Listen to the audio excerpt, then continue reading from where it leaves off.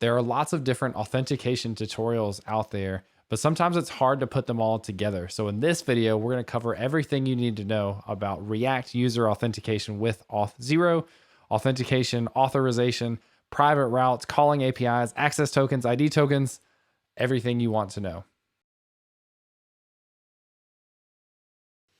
All right, so I'm going to start here by referencing a few pieces of material. One, and this is kind of what we're going to follow for the most part in this video, is the complete guide to React user authentication with Auth0. Now, this is created by Dan on the content team. This is an amazing article. And more or less what we're going to do is kind of run through the steps that he has set up in here. But we're going to do this a little bit differently. And what we're going to do is tailor this a little bit towards kind of a workshop environment, where if you are following along with the Auth0 React workshop, link below, the repo might actually change, but the link will get you to the right repo. So make sure to check that out. Inside of this repository, it's got both a front end and a back end folder inside of it. And so we'll need a back end to be able to call API. So that's just a regular Express server that we'll be able to run so that from the front end, we can send access tokens and make requests. And we'll cover what access tokens are here in a second. But it's got the front end, it's got the back end, as well as if you look in the article, it's got about 7 different steps here of what you need to do to complete this tutorial. And inside of the repository, it's got a branch for each one of those. So step 1 branch will be the code that you will use to start at step 1, which in this case is right here.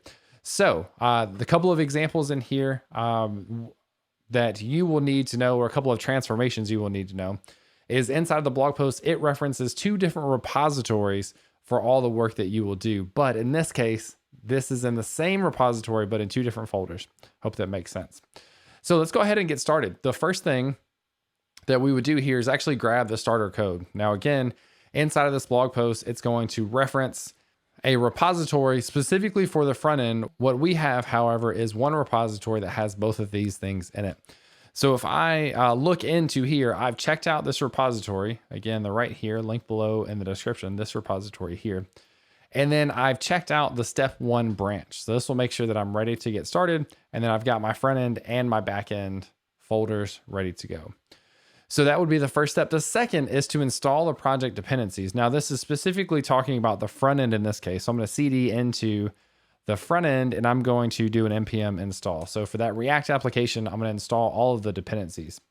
And there's not a ton of new stuff in here. There's a few things. Actually, that's the back end. Let's look at the front end. It's using just your React dependencies. So nothing especially creative in here. So we can close that out and let that install, and then we'll continue to go on. So we've got our starter code. Now we need to connect React with Auth0, which means you have to start by signing up with a free account at Auth0. Now with a free account, we've got a pretty substantial free tier, I would say, and it allows 7,000 free active users. Now keep in mind, active is users that have logged in the past month. So you can have 100,000 users, but we only are judging you based on the active ones. So what we're going to do is create a new application inside of Auth0. So your dashboard may or may not look a little bit different than mine, but you should have an applications tab here, and you can create a new application. And we'll call this my React app. It doesn't really matter what you call it. And since we're doing React here, this will be a single page application. After we create this, there's a few things we need to do. One, if you're going through the documentation, you could follow the quick start here, but you're following this tutorial instead. So if we look in settings, there's 2, not credentials, but 2 things that we need to know. The domain and the client ID. We'll use those in a second. And if we go back to the step-by-step guide, that's going to walk us through setting the allowed callback URLs, the allowed logout URLs, and allowed web origins. Now, just to be clear on what these are, the way this authentication workflow happens is inside of the application, you trigger a login action, which will basically redirect the user over to the authentication server, which in this case is Auth0. Auth0 will handle the authentication, the actual login process, and then redirect the user back. And there's some extra things that go on in that process, but the output of that is sending the user back with an ID token and an access token. We'll talk about those more in a second. So to do this redirect stuff, Auth0 needs to know from where can people access Auth0 to do this login process, and then where can they send them back to. So we'll update the allowed callback URLs and the allowed logout URLs, as well as the web origins with this localhost 4040. So let's scroll down and go into the settings here and callback URLs, logout URLs, and then lastly, domain origin. Most importantly, make sure to scroll all the way down and then click Save Changes here.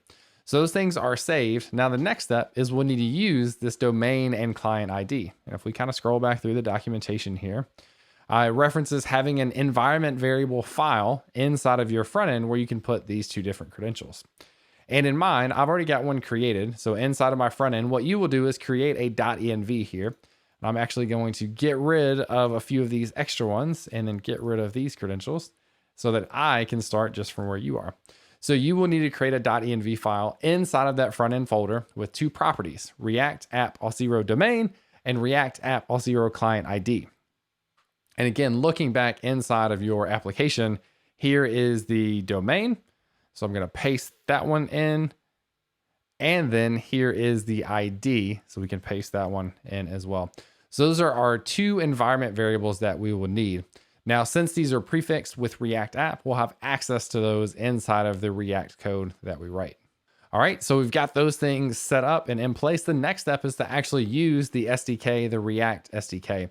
So I'm going to copy this npm install command and make sure I'm in my front end directory and do paste that in npm install, and then the group or organization is at auth0/auth0 react.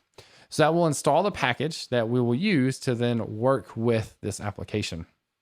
Now, the way in modern React this will work is we're going to create a provider, or actually use the provider that Auth0 gives us, and then wrap our application with that provider. That will give us access to anything about the user that we want to know. Is the user logged in?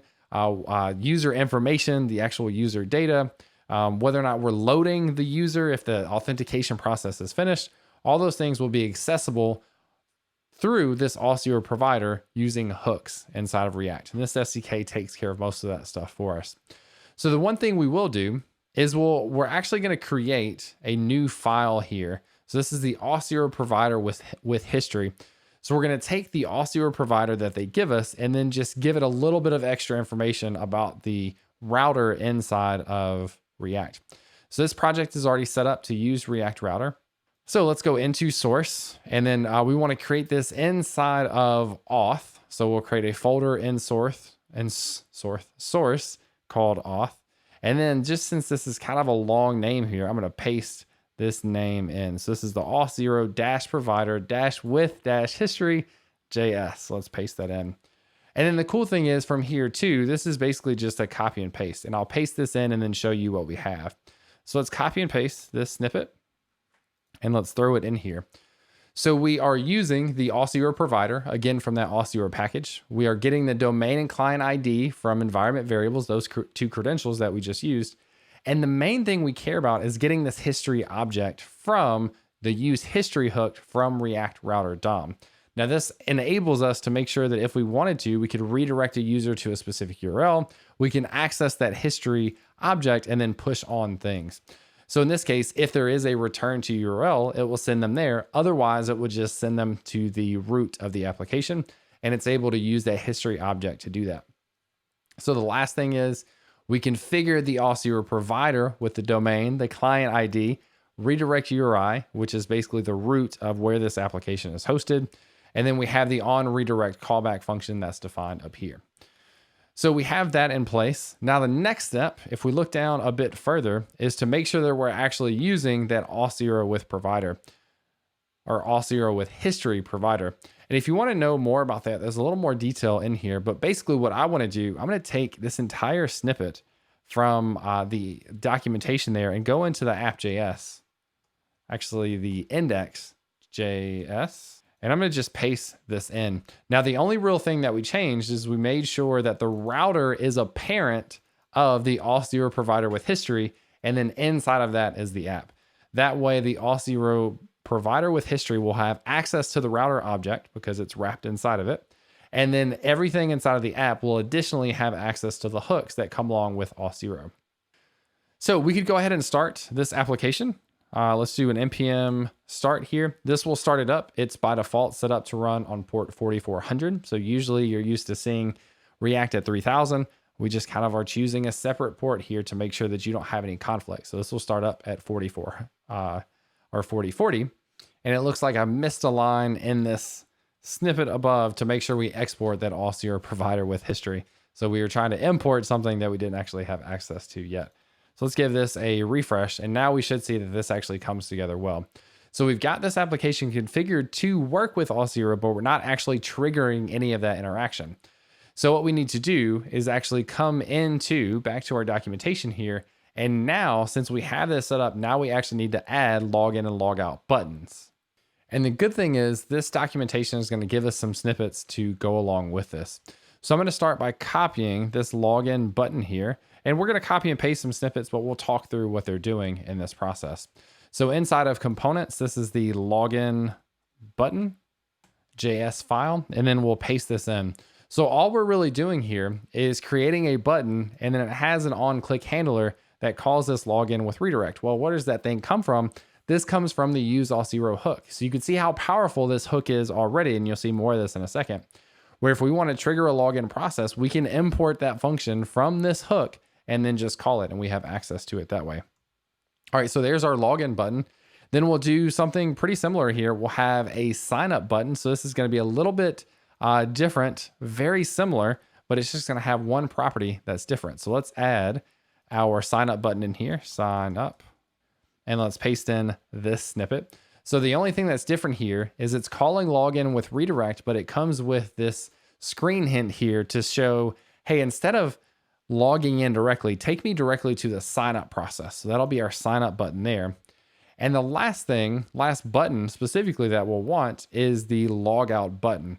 So let's copy the snippet from here, and you can probably guess it's going to look really similar, where it's going to take the logout function from the Auth0 hook and then call it directly. So logout like that, and then we'll go ahead and paste this snippet. So again, you get the logout function from this Auth0 hook, and then you're able to call logout and then define the return to make sure we just send the user back to the root of the application. So some pretty cool hooks there. The last one thing that we can do, or the last thing we can do in here, is kind of put all those things in one spot. So in this case, we want to decide whether or not we want to show the login button or the logout button. I think you'll appreciate how cool this is as well. So let's add our Authentication Button Js, and you could break this down into any way that you want, but this is a pretty clean way of doing it where you have your login, you have your logout, and then in this one, we're using our hook to determine whether or not the user is logged in. So if the user is authenticated, we let them see the logout button. If they are not logged in, we let them see the login button. So there's our authentication button, which combines those two. And now scrolling back down, we can create kind of an auth nav that we can use that will show all of these things. So again, we're breaking these out pretty finely. You can break them out however you want, but in this case, we're going to create an auth nav and then paste in that snippet here. All right, and this is going to come with its own styling using the Bootstrap classes here, but it shows our authentication button, which will toggle between logged in and log out, depending on the user status. The last thing to tie all of this section together is we're going to import the auth nav and then make sure to display that inside of our regular nav bar. So let's open up our nav bar. And not much will change from this, but I'm just going to paste in this new snippet. So we're going to import that auth nav and then show it right underneath the main nav. So if we do a refresh on our page, we should come over and we should see that now we have a login button. Now remember, all we've done so far is we took the starter code, we did an application inside of Auth0, used a couple of credentials inside of environment variables, and then we did a couple of steps to create these login, logout buttons and showing and hiding them and that sort of stuff. But all of that power really came from the Auth0 hook. So in the logout button, from the Auth0 hook, you get logout. For the sign up button, you get login with redirect. For the login, you get login with redirect. And for the authentication button, you're checking to see if the user is authenticated. So now that we have all this stuff set up, we can import anything we need related to authentication from this use Auth0 hook. All right, now that we have all of that in place, let's come back to our application and give this a shot. So we have our login button. So let's do a login here. This should redirect the user or you yourself over to Auth0. In this case, I've already used this tenant before in Auth0, so I already have an account. If you don't have an account, you can do the sign up here with email or password. You can also use the built-in sign-in with Google. Now, the one thing you need to know is if you do the sign-in with Google, it's using test credentials inside of Auth0. So you might have some issues in it tracking your state of being logged in. So I would recommend not doing that right now. And then let's log in. I'll log in with my existing account. And then after you do a sign up, you should get to the same point. And here, no, I don't want to save that username and password, but now you see I've got the logout button. So let's try this again. Let's do a logout here, and this should log us out. You see that button is getting updated. So those hooks inside of Auth0 or inside of React for Auth0 are working. And we could do, just to make sure this is working, let's do another login here. So let's do the same thing to make sure that we're still tracking this flow, and that login works. Now we see the logout. So the power of this is all inside of this React SDK, which is giving us these hooks. Now, all the stuff that we did with creating these different buttons, almost all of that was React, except for going in and actually getting the different hooks from the use Auth0 hook that we needed, like login, like logout, that sort of stuff. So we're making really good progress in here. If we scroll down to the next step, the retrieving user information. Now that we have a user that is logged in, now we want to start to display some information about that user just to show you what we get back. And where this information comes from is from the ID tokens in Auth0. So after this authentication process is complete, what you get back is an ID token and an access token. We'll talk about the access token here in a second. What the ID token is basically a token that shows personal information about the user or profile information about the user. And it's important, I should specify, personal information is not the right word because this is not secure. This is not security data. This is not stuff that needs to be secured. This is kind of public profile information. So what we want to do is open up this profile component, and then we want to get some of this information from the user. So let's take a look at the profile page here.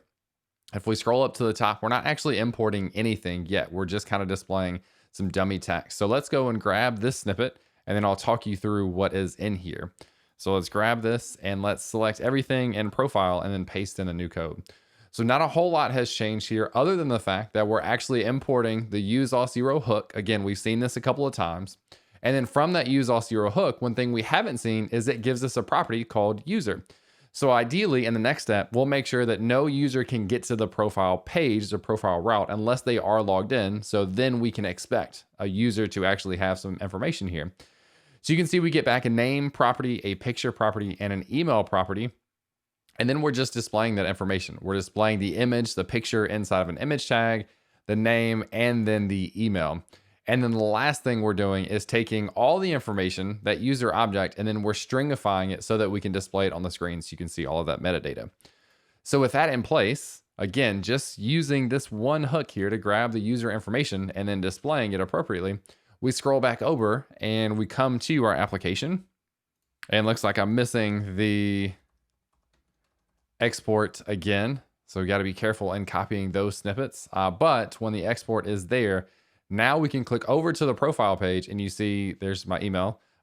Then there's my image, and then you can see all the information that comes with my profile. Now, again, this is not private information. I'm not worried about you having this information. This is kind of public profile information that in your application you can use to do whatever you want.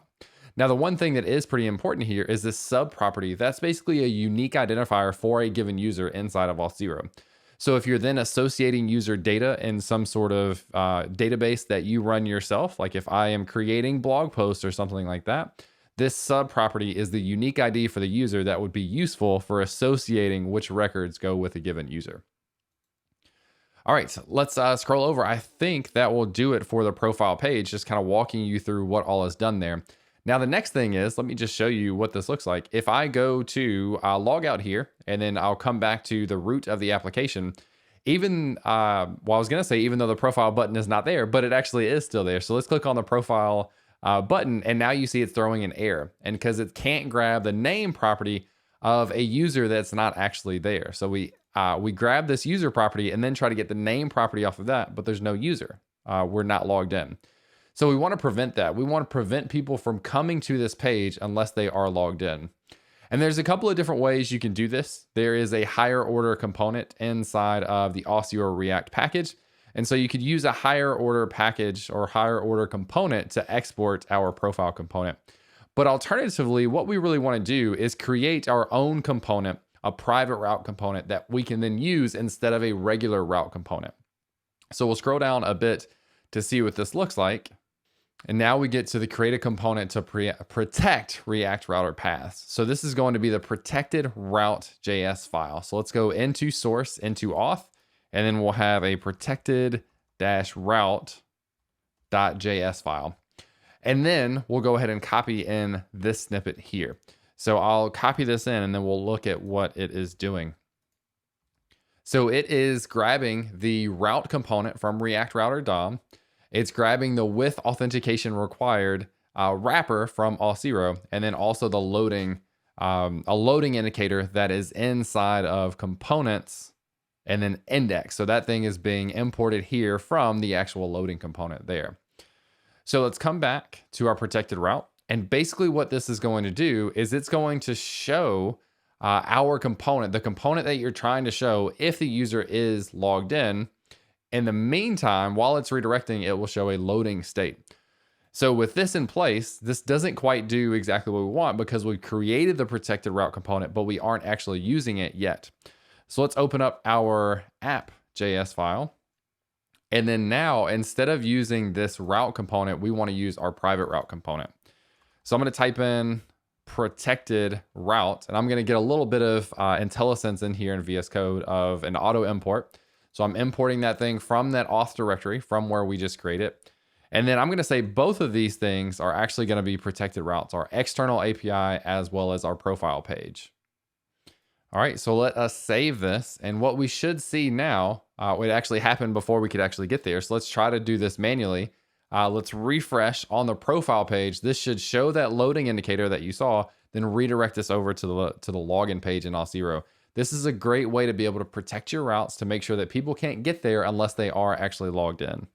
All right, now that I'm logged in, I should have access to the profile route. Notice also that directed me right to profile. So this setup that we have is intelligent enough to know what URL we were on and then redirect us back to that page.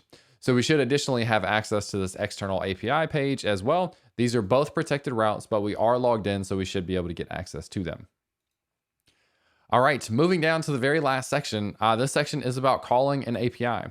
Now we talked about there's two different tokens that you get back in this authentication process. You get an ID token, and we use that to display basically public information about the user. Then you also get an access token. Now, an access token in this case is we want it to be in the format of, it doesn't have to be, but we're going to use it in the format of a JSON web token. And that's just a format to kind of encode pieces of information, but the token itself is validatable or verifiable. So what's going to happen is we're going to get this access token. Then when we make requests to our backend, which is going to be the backend project inside of this repo, when we make a request to that API, we're going to send along our access token. And that access token will prove that we should have access to be able to access or make a request, send a request to that API endpoint. So let's go ahead and look through the documentation here. It talks a little bit about how do you make your API call secure, passing that token. How do you call an API, that sort of stuff. Then it walks through cloning that backend example. Now remember, we already have this. So let's open up a new terminal window. And then inside of the terminal window, I'm going to CD into the backend directory. Now that I'm inside of this backend directory, just like it had inside of the instructions, after you get into it, now we need to install those packages. So this will go ahead and install all the packages that we need. And let's close out all of these files for the time being.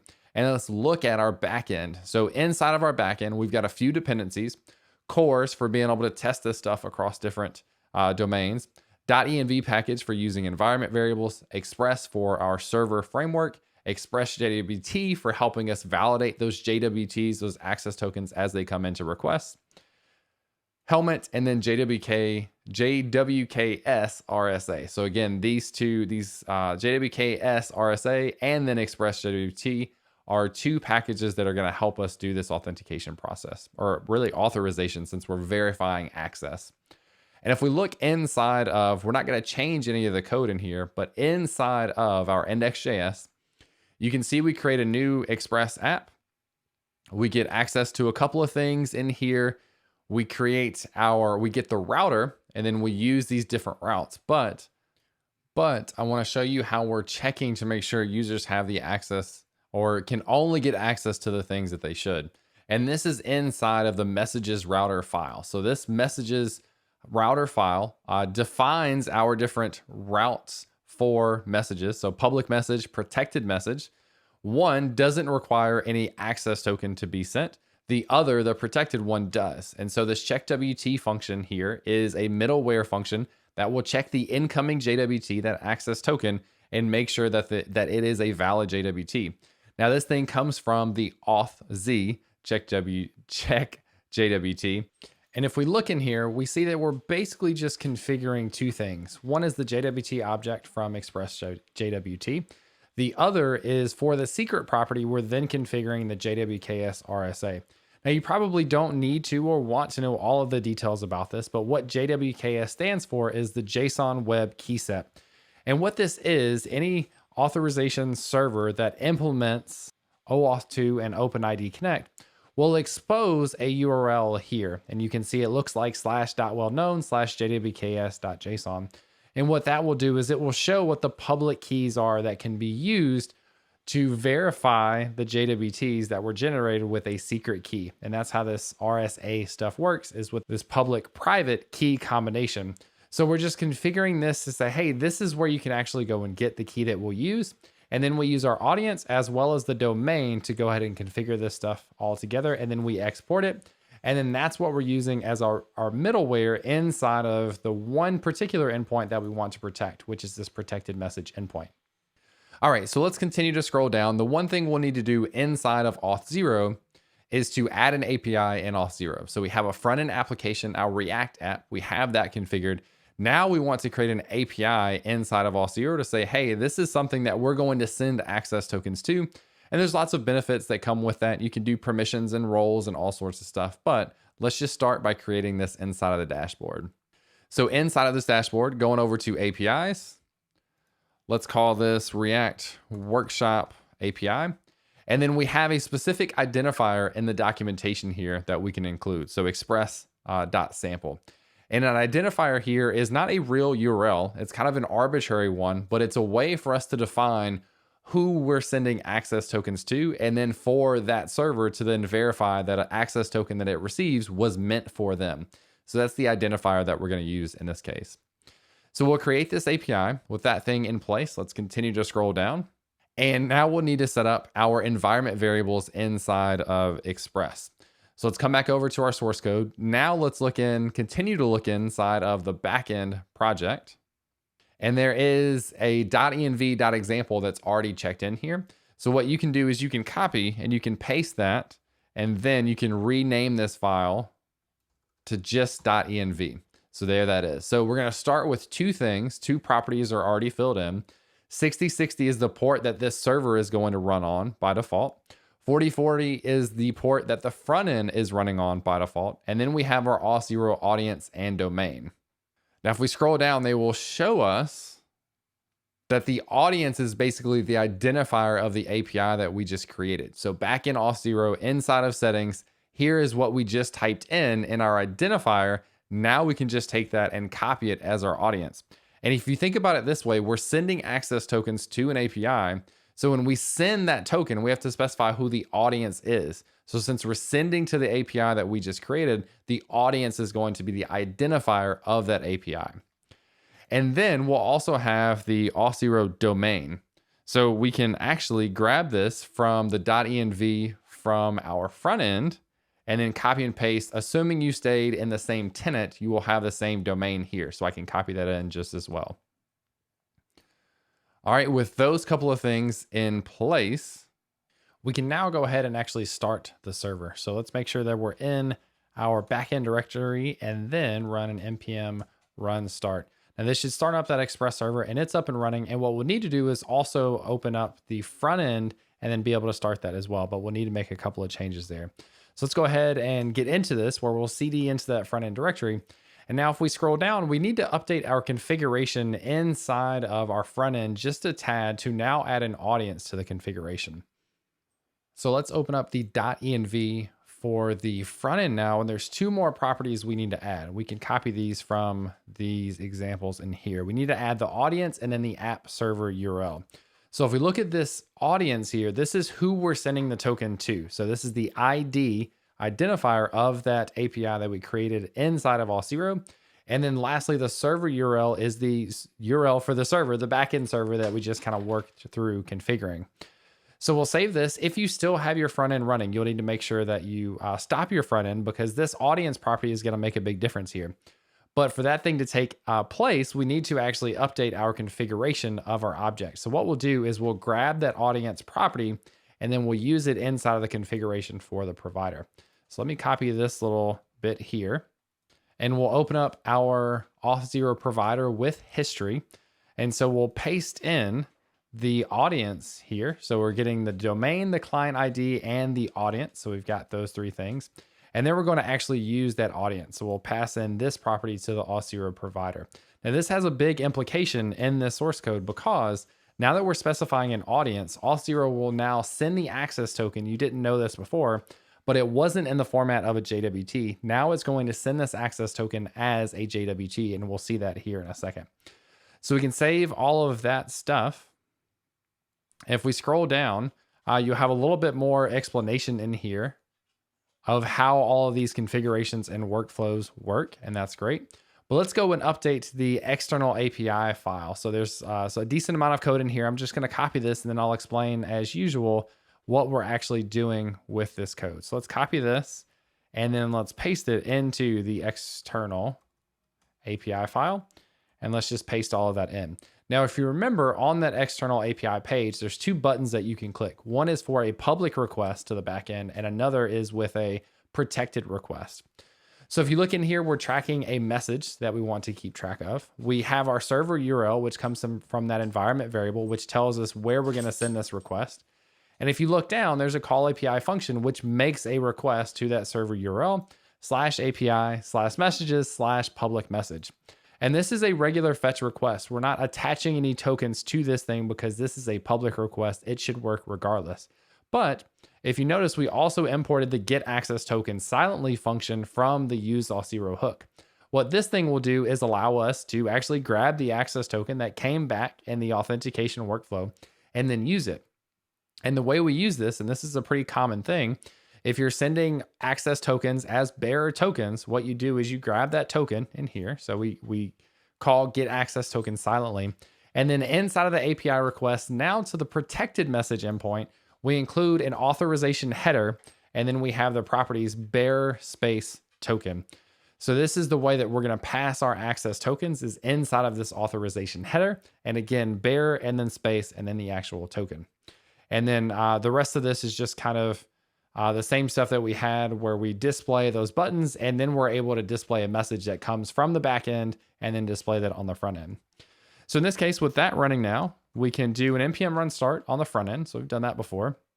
And let's just scroll down to make sure we're not missing anything inside of here. This kind of talks through that same idea. And then auto reload on this page. So we'll let this go ahead and reload our application. And I am now logged in, so I can go to the external API page, and there's a get public message and a get private message, or get protected message. So let's look at the network tab here, do a XHR request, and let's do get public message. And you can see that this doesn't have an authorization property inside of header. So it doesn't have that, it doesn't need it. And it says this API doesn't require an access token. So that works well. The get protected message, however, this thing will require that access token. And remember, that's because we use that check JWT middleware in here to make sure that that access token is not only present, but is also valid. And then it returns back this message saying that you've successfully validated the access token, so it worked. And if you look inside of the request, inside of the request headers, you can see the authorization header with the bearer space and then this big long token. And just for your awareness, if you're curious, you can actually copy this access token. It's a JWT, so you can go to JWT.io to decode this thing and actually see what's in there. And there's not really any private information in here, and there should never be private information inside of a JWT because of the fact that you can do this. But you have your header information and then your body. And in this case, notice a few different things. The issuer is the domain of the tenant that we're on. So that ought to look familiar. The sub is the unique identifier for the user. And if you look at the audience, this is who we're sending or who we can send this access token to. And remember, express.sample is the identifier for the API that we created in Auth0. So when it receives a token, it can not only verify who the issuer was, making sure that it came from the right place, but it can also verify that the token that was created was meant to be sent to it, that API, which has this identifier of https://express.sample. And that's the majority of the stuff that we need to know about inside of this tutorial. And I will walk through kind of a recap and this conclusion here, but I think this is a really great example of not just how do you get a user logged in, but how do you get information about a user? How do you protect your routes inside of React? How do you also then get an access token, send that to a backend, and be able to validate or be able to verify that you have the ability to make that access, or at least the backend is able to do that thing. So we talked about a lot in this tutorial. I hope that you enjoyed it. Again, you have the resource of the repository with the step-by-step branches. You also have the resource of the complete guide blog to go back and reference as well. Let us know in the comments what you think, how you're doing. Hopefully you enjoyed it, and I'll see you in the next one.